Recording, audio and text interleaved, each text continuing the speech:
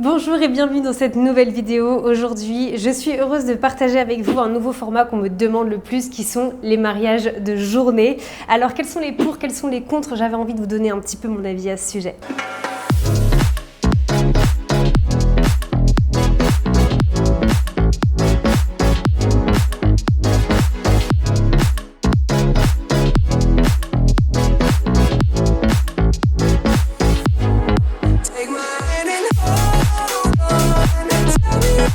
Comme je vous disais dans l'introduction, j'ai de plus en plus de mes mariés que j'accompagne au travers du coaching Comment organiser mon mariage de A à Z sans wedding planner, qui, je vous rappelle, est le premier coaching pensé, créé pour les futurs mariés, pour qu'ils puissent rentrer dans tous les budgets, mais que vous ne soyez plus seul pour organiser votre mariage, parce que vous ne savez pas à quel point ça peut faire la différence d'être accompagné pour votre sérénité le jour J, pour qu'on aille plus loin, pour qu'on anticipe le tout, pour que ce soit agréable même pour vos proches. Donc n'hésitez pas à le rejoindre à n'importe quel moment de vos préparatifs. Il n'est jamais trop tard pour bien faire. Je vous mets toutes les informations dans ma description. En tout cas, comme je vous le disais, la semaine dernière, j'ai eu 2 couples de futurs mariés qui ont rejoint le coaching et qui m'ont fait part être intéressés par un format de mariage en journée. La raison, je pense qu'elle est un peu claire, c'est qu'on a envie de passer plus de temps avec nos invités. On dit toujours qu'un mariage, ça passe trop vite, qu'on a le temps de rien voir. Et c'est vrai, tous les retours que j'ai eu de mes mariés, parce que je prends toujours le temps d'avoir des feedbacks, donc des 80 mariages que j'ai eu cet été, je les ai pas encore tous faits, mais en tout cas, ce qui revient toujours, c'est: t'avais raison Marine, un mariage ça passe vraiment trop vite, en fait on voit rien passer.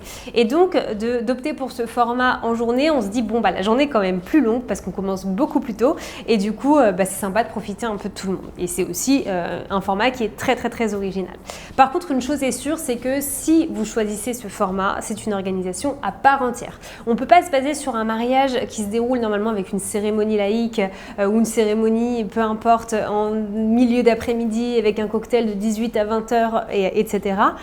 Pour organiser un mariage de journée. Tout est différent. Le format est différent, on ne fait pas les choses au même moment, ça n'a pas la même durée non plus. Il faut faire attention à d'autres choses pour lesquelles on ne ferait pas forcément attention sur un mariage en soirée. Donc c'est une organisation qui est totalement différente. Je me suis longuement posé la question moi aussi quand je me suis mariée de faire un mariage en journée. Donc je me suis intéressée à ce format depuis assez longtemps et maintenant j'ai de plus en plus l'habitude de les organiser. Donc ce que je vais vous proposer dans cette vidéo, c'est de vous faire mes pour et mes contre sur ce format-là pour que vous puissiez aussi réfléchir en regardant cette vidéo. Parce que peut-être que vous n'étiez jamais posé la question, peut-être que vous étiez même fermé à l'idée, peut-être que vous allez changer d'avis aussi au cours de la vidéo. En tout cas, je tenais à vous rappeler que ça reste mon avis personnel, ce que je vais vous donner. Vous avez le droit de ne pas être d'accord avec moi, vous avez le droit de penser différemment et c'est complètement ok. D'ailleurs, n'hésitez pas au fur et à mesure à me donner votre avis en commentaire. Ce serait vraiment chouette qu'on puisse échanger de cette façon-là. Mais voilà, encore une fois, le tout, c'est de ne pas vous convaincre de faire un mariage en journée. C'est pas non plus de vous repousser à l'idée d'un mariage en journée. Je vais vous donner mon expérience, je vais vous donner mon avis personnel et c'est ok d'avoir des avis différents, tout simplement. Allez, je vous propose qu'on commence par les comptes, comme ça on garde le meilleur pour la fin et plutôt le côté positif pour la fin. Donc je vais vous parler de mes contre, en tout cas pourquoi je vous dirais de bien réfléchir avant de vous engager sur ce format-là. Le premier point, c'est évidemment le budget. Pourquoi le budget? Parce que souvent un mariage en journée, en fait, ça ne veut pas dire qu'on finit plus tôt qu'un mariage en soirée. Je vois beaucoup de mes mariés qui se disent justement c'est pour passer plus de temps, mais c'est pas non plus pour arrêter à 17h. Donc il y a 2 cas de figure. Il y a les mariés qui vont vouloir un mariage en journée et terminer en fin d'après-midi. Dans ce cas-là, vous n'êtes pas du tout concerné par ce que je vais dire dans cette partie-là. Et ensuite, il y a les mariés qui se disent on va commencer plus tôt, mais on veut quand même faire la fête le soir et on veut quand même que ça dure parce qu'on a payé la location, parce qu'on a le lieu jusqu'à tard, donc on va quand même aller jusqu'à tard. Si vous faites partie de 2e cas de figure, il faut savoir qu'au niveau du budget, c'est pas du tout la même chose. Parce que ça veut dire que déjà, on a 2 repas. On a et le midi et le soir. Donc on va souvent on met priorité sur le repas du midi qui est le vrai repas, soit un repas assis, enfin en tout cas voilà, un repas qu'on travaille avec le traiteur en plusieurs temps. Si vous voulez un mariage classique, on peut le faire différemment également, mais dans la majorité du temps c'est comme ça. Et le soir on va faire un buffet, un cocktail dînatoire, mais n'empêche que quand vous avez une centaine d'invités, ce cocktail dînatoire ça représente quand même une somme assez importante du budget. Donc là directement on est bien plus haut que si jamais on avait un mariage traditionnel où il n'y a que le repas du soir. Ensuite, il faut savoir que si vous voulez, encore une fois, si vous faites partie du deuxième cas, c'est-à-dire un mariage qui commence plus tôt, mais qui va quand même aller s'arrêter au milieu de la nuit, si vous avez une cérémonie laïque, par exemple le matin, on a besoin d'une sonorisation. Si vous faites appel à un DJ, le DJ, il faut qu'il soit là du matin jusqu'à 4 heures du matin. Ça veut dire que, vous voyez, au niveau des horaires, c'est 3 fois plus de temps. Pareil pour un photographe ou un vidéaste. Si vous voulez un photographe ou un vidéaste dès le matin et qu'il soit là jusqu'au soir, là aussi, on est plus sur les 6 heures, 8 heures ou 10 heures de présence. On est sur beaucoup plus. Donc forcément, ça demandera un budget qui sera plus élevé. Donc pensez bien à tout ça. Ça peut être un contre pour ceux qui ont un budget qui va être limité à un moment. Je vous parlais il y a quelques secondes de la vidéo. Je vous rappelle qu'avec mon mari, on fait partie de Avec Amour Films. On a filmé des mariages dans toute la France et même au-delà cet été. Et on sera de retour en France à partir du 1er avril. On a encore des dates de disponibles. On va encore se déplacer dans la France entière et même à l'étranger. Donc si vous êtes intéressé, n'hésitez pas. Je vous mets de toute façon le lien de tout ce qu'il a fait dans la description pour que vous puissiez voir un peu notre travail. Donc voilà, n'hésitez pas à nous contacter. Ce serait avec grand plaisir qu'on vous envoie toutes les informations et qu'on puisse se rencontrer lors d'une première visio. Mon deuxième contre, et là c'est vraiment, je parle vraiment en tant que professionnelle et parce que j'ai l'habitude de revoir toujours des plans B, C, D, E avec tous les mariés que j'accompagne.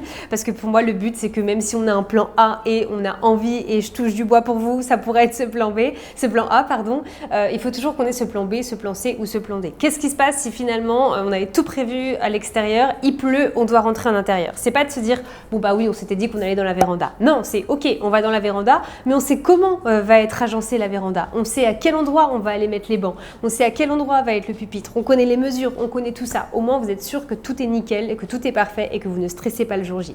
Donc, mon problème maintenant avec un mariage qui va être de journée, c'est que si on parle d'un mariage qui est en été, par exemple, et que vous avez une cérémonie laïque, allez à 11h, midi, bah, imaginez la chaleur qu'il peut y avoir. Et on ne peut pas prévoir le temps.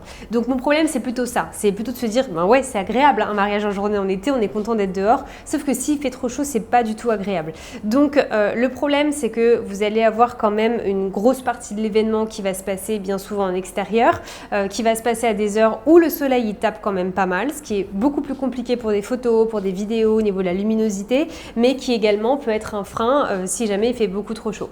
Donc voilà, c'est plus simple de se dire en été, bon bah regardez, on commence la cérémonie vers 17-18 heures, on sait que c'est parfait, le soleil sera beaucoup plus bas, ça tapera beaucoup moins, alors que là, on a moins cette possibilité. Donc ça demande plus d'organisation, ça demande d'avoir plus de plans B, C, D, E. Donc là aussi, c'est un point sur lequel je ne dis pas il faut pas un mariage en journée, mais en tout cas, il faut passer plus de temps à y réfléchir. Allez, je vais vous faire maintenant mes pour et je vais parler d'un format de mariage qui vous plaît aussi de plus en plus, c'est les mariages en hiver, pour plein de raisons. Déjà parce qu'on aime cette magie de Noël, on a envie de recréer ce mariage un peu convivial, intimiste, chaleureux, on a envie que ce soit différent, puis on va pas se mentir, au niveau du budget, c'est souvent beaucoup plus intéressant également, puisqu'on est en tout cas encore actuellement en basse saison quand on parle de l'hiver. Donc moi je trouve que c'est génial pour un mariage en hiver, parce que quand il fait nuit à 17h30, bah en fait si on fait un mariage, encore une fois, et ça je vous en reparlerai dans une vidéo, quand on fait un mariage en hiver, on peut pas penser comme un mariage en été, parce que le coucher de soleil c'est hyper important de savoir à quelle heure il va se coucher pour pouvoir organiser le déroulé. En tout cas, si vous vous mariez en hiver, moi je trouve qu'un mariage de journée c'est juste top, parce que justement on a cette luminosité qui va baisser beaucoup plus tôt et que du coup c'est hyper intéressant et qu'on a vraiment l'impression d'avoir profité quand il fait jour, mais également après quand il fait un peu plus nuit. Donc voilà, je trouve que vraiment un pour, si vous avez un mariage en hiver, réfléchissez à ce format-là parce que c'est super sympa. Ensuite, mon pour, bah, je trouve que c'est un autre style de mariage et moi j'aime bien, et vous le savez si vous me suivez sur Instagram, que vous voyez mes stories, si je vous accompagne à travers le coaching, je vais toujours vous encourager à faire ce que vous souhaitez. C'est-à-dire que même si mes clients par exemple vont me dire quelque chose qui me paraît complètement dingue et que moi je n'aurais jamais fait et que je ne ferai jamais pour mon mariage,